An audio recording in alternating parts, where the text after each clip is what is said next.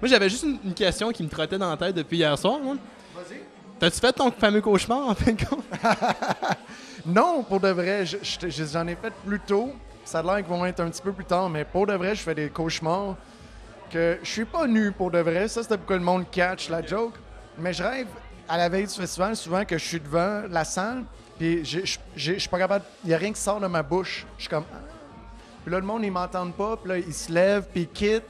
Puis là, genre, je me ramasse à me promener dans la salle, puis je suis comme, oh shit, j'ai un show à donner, puis là, j'ai pas les films, puis c'est vraiment weird, là. C'est des genres de cauchemars d'organisateurs de festival, là. Ça s'est bien passé, là. Il y a eu bien du monde aussi. Oui, on a eu une belle, beaucoup de monde, je suis super content. L'an passé, il y avait un peu moins de monde, mais je prends le blâme. On était tellement dans le jeu, on avait tellement travaillé sur, genre, je sais pas, le site web et tout, qu'on avait un petit peu oublié de pousser les invitations. On a compensé ça cette année, puis c'est le fun, tout le monde est là, beaucoup de monde. C'est ça qu'il faut. Jeff Klein, Bikini Girls en Ice. On a eu l'entrevue tantôt, ça, c'est correct. Correct. Mais merci, c'était vraiment sympathique. Bye, salut. J'aime ça, c'est vintage. Tout est vintage avec moi. Attention, il y a quelqu'un d'autre qui passe. Hey, Renaud Gauthier.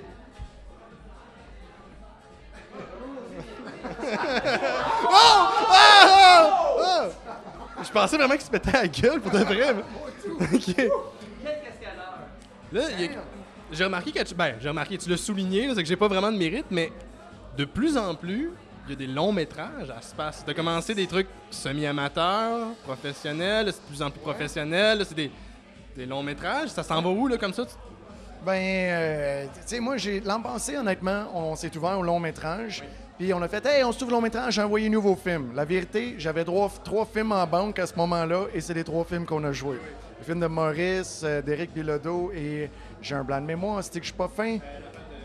Notre film ouverture, voyons, cul-de-sac, dans pleine face.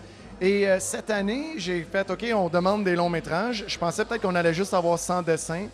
Jusqu'à très tard, je pensais qu'on allait juste avoir 100 dessins, et tout à coup, j'en avais dans ma boîte de soumission sans que je le sache. J'étais mélangé avec les cours. Je commence à sortir les fiches. Je suis comme, wow, 95 minutes, 80 minutes.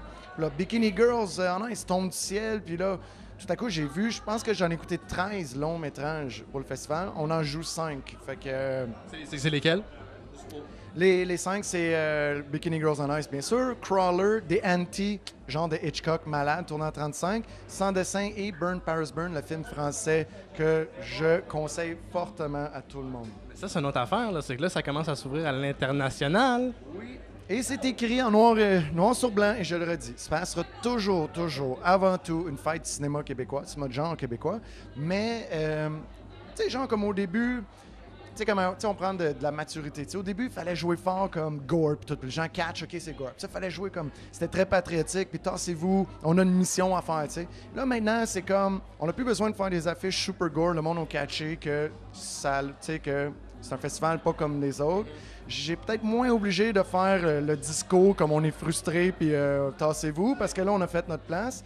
Puis je pense que aussi, c'est un autre signe de maturité. Si on peut commencer à accueillir des films d'ailleurs, je pense que ça serait toujours de la francophonie. Par contre, je ne verrais pas un film américain ou canadien, anglais, mais avoir peut-être un réalisateur, peut-être un pays, et éventuellement, dans plusieurs années, peut-être la francophonie, ça pourrait être cool. Mais je pense que c'est vraiment l'évolution logique, finalement. Okay. Rapidement, il y a plein de monde qui s'en va, en plus. Correct. Chose à regarder, absolument, cette année. Ben, toutes, c'est sûr, toutes. Mais à part, là, quelque chose vraiment, il faut pas manquer. La grande soirée de l'horreur. La grande soirée d'horreur, elle va varger. Là. Avec le show de Bronco, ils sont en train de monter vraiment un gros show. Les films sont malades.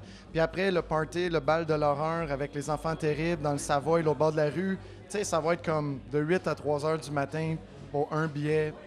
Ça va être solide. Si tu me permets un double plug, Oui, vas-y. La SAT, la soirée science-fiction fantastique. Vous retournez à la salle. Oui, parce que ceux qui n'ont pas connu, tu sais, ceux qui étaient là les premières années m'en parlent encore. Tu étais là? Ah, cool. Bien, ceux qui étaient là, ils m'en parlent encore quand tu allais tourner à SAT, nanana. Puis c'est ça, c'est une sacrée belle soirée, elle est là. C'est pas facile, c'est beaucoup de travail parce qu'on a des écrans partout. Il y a de la peinture en direct de l'attaqueuse. Le monde peut dire, de la peinture en direct, elle se passe, what the hell. Mais une fois que tu vois c'est quoi, t'es comme, OK, I get it. Tu sais, c'est pas par rapport, là. Ça fait vraiment partie de toute l'atmosphère. Melissa Hoff-Dermont qui va être là pour présenter son film. Je pense que ça va être une soirée assez spéciale. L'espace passe de quelle date à quelle date? 22 au 31 octobre 2009. Soyez-y. Merci, c'est vraiment sympathique. Ça fait plaisir.